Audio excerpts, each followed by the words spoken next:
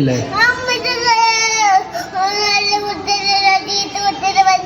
ഉമ്മച്ചി അങ്ങനെ പറഞ്ഞോ? ഉമ്മച്ചിനെ നമുക്ക് ഒഴിവാക്കി വിടണം കേട്ടോ. Bad ഗേളല്ല, good ഗേളാ. സുന്ദരി കുട്ടിയാണ് ഇപ്പാടെ പ്രിൻസസ് അല്ലേ? ഇപ്പാടെ പ്രിൻസസ് അല്ലേ? രാജകുമാരി അല്ലേ ഇപ്പാടെ?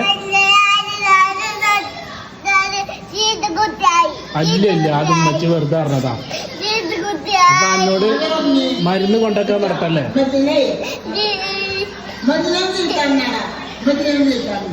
മരുന്ന് കൊണ്ടാക്കാൻ പറഞ്ഞിട്ട് കേൾക്കാഞ്ഞിട്ടല്ലേ? കേൾക്കാഞ്ഞിട്ടല്ല അച്ചപ്പ?